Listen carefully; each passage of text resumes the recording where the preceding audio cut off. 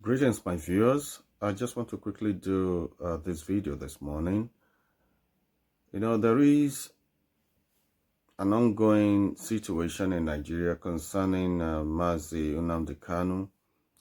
Yesterday, 13th of October, which was on a Thursday, the appeal court granted him a favorable judgment against the federal government of Nigeria that his extraordinary rendition from Kenya to Nigeria was illegal. This is what many people have been saying since that event happened last year in June 2021, that his arrest didn't follow the legal route. I don't know why the federal government of Nigeria decides sometimes or most of the times to embarrass itself. Now, the thing is, you went to another country, which is Kenya, and forcefully took someone from that country back to Nigeria without following the normal procedure, without following the normal procedure for extradition, without following the law, without following legal processes. And you brought the person to Nigeria, and you demonized the person. You laid on him false charges, and you wanted everyone to see him as the enemy of Nigeria. You wanted everyone to see him as somebody who has committed a grave offense when he was actually fighting for his people, the Igbos. We know that the Igbos have been marginalized for a long time. Right through the Civil War up until now, the Igbos are not treated properly. They are not treated fairly. In all the geopolitical zones in Nigeria, they are at the bottom. The presidency of Nigeria, they have not tasted it. When it comes to even amenities, their zone, their part of Nigeria, is neglected most of the times. They are treated like second-class citizens, while they are actually the most industrious in Nigeria.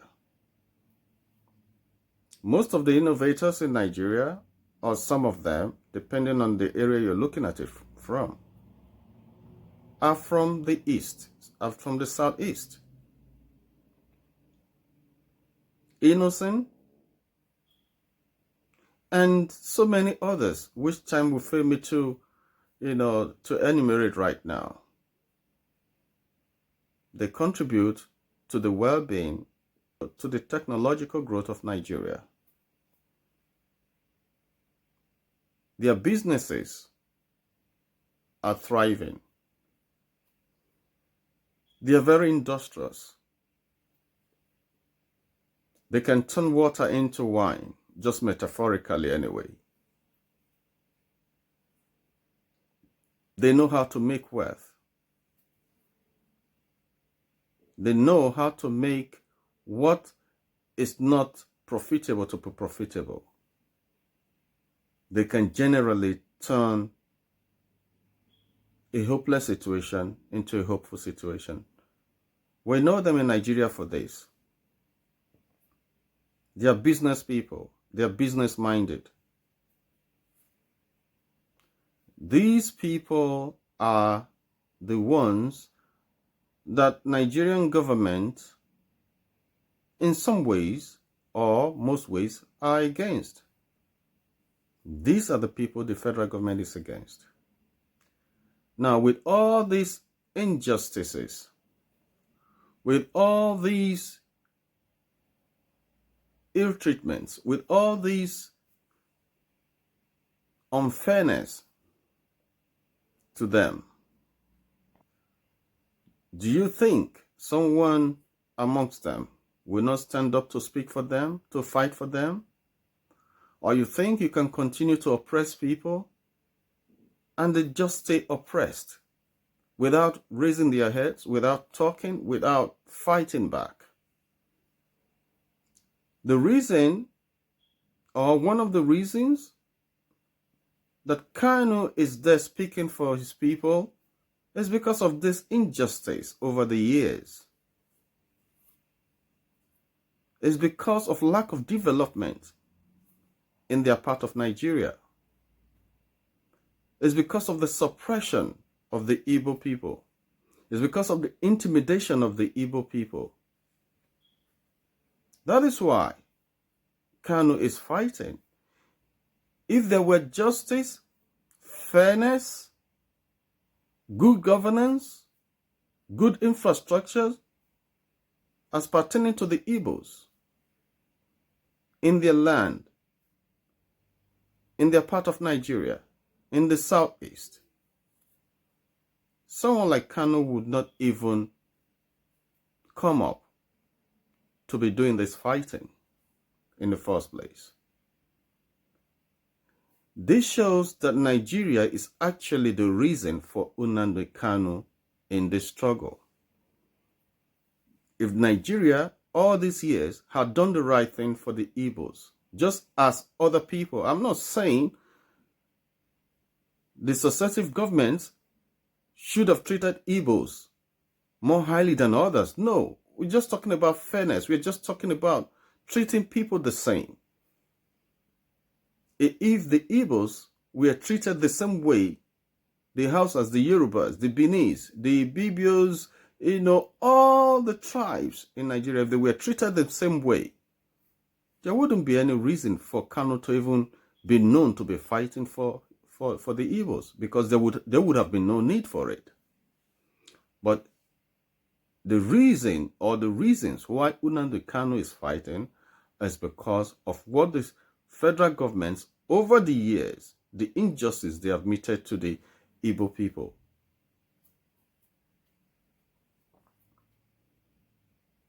Now, you are doing everything, the federal government, you're doing everything to demonize him, to demonize where he comes from. You have slaughtered them. You have sent the army to the southeast to kill a huge number of them. Python dance, whatever dance or whatever name you use, the code name you use. You have gone to that land to destroy them, destroy their properties. The crimes that are committed in other parts of the country that they have not even committed, you have not sent the army to kill them, to destroy them. You have done all this to the Igbos, especially the Buhari government. Now, someone that is fighting for them, you don't want to hear anything about him. I'm so happy that the appeal court has acquitted him of the charges leveled against him by the federal government. And they have told the government to release him. This means there is still hope in Nigeria. There is still wonderful hope in Nigeria. There is still a great hope in Nigeria, where the judiciary can stand up to the federal government to say, no, what you have done is wrong. Retrace your step. So, this makes me to believe, at least in Nigeria, that in one way or the other, the judiciary is still the hope of the common man or those that are oppressed.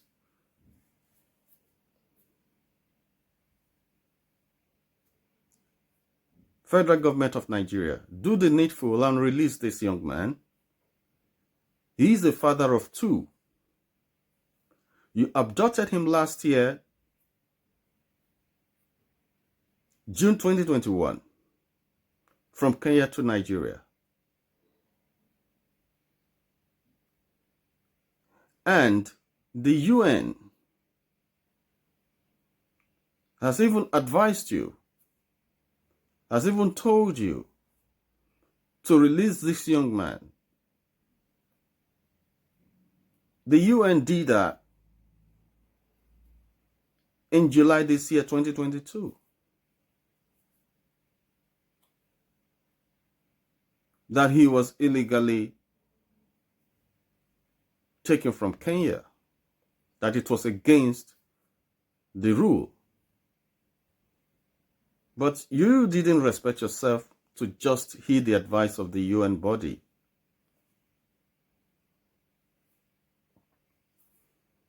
Now, the appeal court in your country, in Nigeria, has told you the same. I don't know why sometimes the federal government embarrasses itself like this. The Attorney General, Malami, I don't know the way he thinks. Those with him, those in the government, I don't know the way they think. They just make nonsense of the respect Nigeria has internationally. They keep bringing us down with the way they take decisions, the processes they go through. In fact, their sense of judgment is just so poor. Just so poor. That you begin to imagine, are these the people that are ruling the great country, Nigeria? When you're not treating people well, when you're not treating people fairly, when you're treating them as if they're not part of Nigeria, then what do you expect? There will be agitation to leave Nigeria.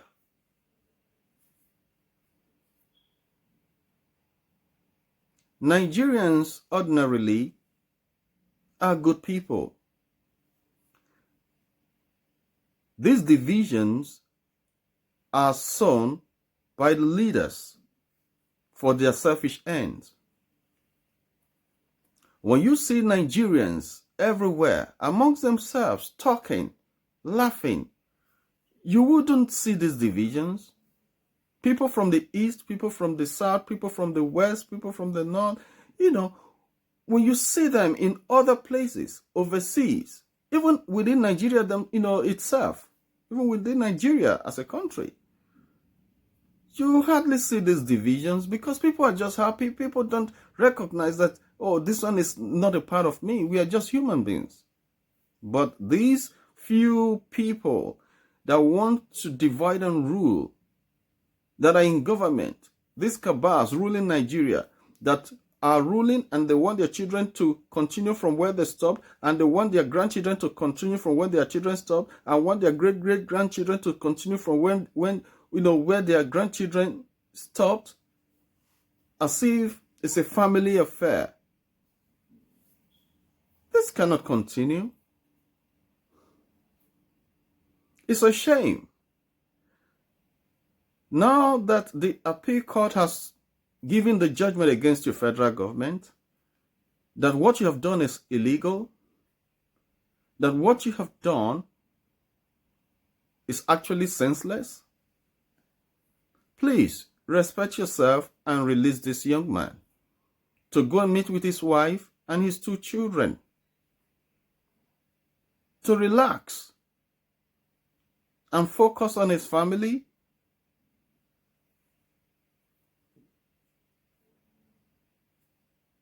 Do not try to say, oh, you want to take this to the Supreme Court. Don't try to say you want to take it to the Supreme Court, because you are going to be embarrassed there again. You are going to be embarrassed there again. The only thing you want to succeed to do is probably to hold him because you don't want to release him, to hold him there. But you know in the end you're going to lose. What is the use of that? By embarrassing yourself nationally, internationally, destroying the little credibility if you had anyone left. What's the need for that? The young man, Nnamdi Kanu, hasn't done anything wrong. Who is that person that will have a family? His family is treated badly. His family is treated unfairly. And the person will keep quiet. There's no person.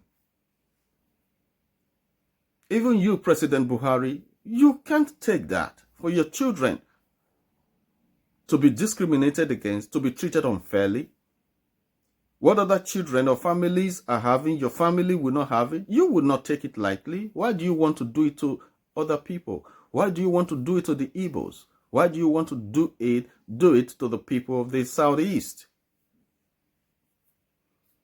What crime have they committed? They are doing their bit. They are contributing greatly, immensely to Nigeria. What crime have they committed? Federal government, what crime have they committed? The Igbos are not lazy people. They are industrious people. These are the kind of people that in other countries where they know what they are doing, these are the kind of people that they encourage. The Igbos are just like the Israelis in Nigeria.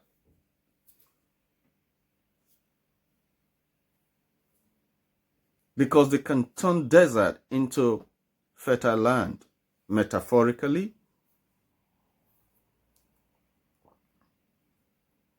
Please, federal government, be sensible and do the right thing. Well, this is where I end this message. I hope that the right thing will be done. If you're watching me for the first time or you've been watching me, you've not subscribed, please subscribe. And make sure that you hit the notification button, comment on my videos, and share my videos. Thank you very much. Bye.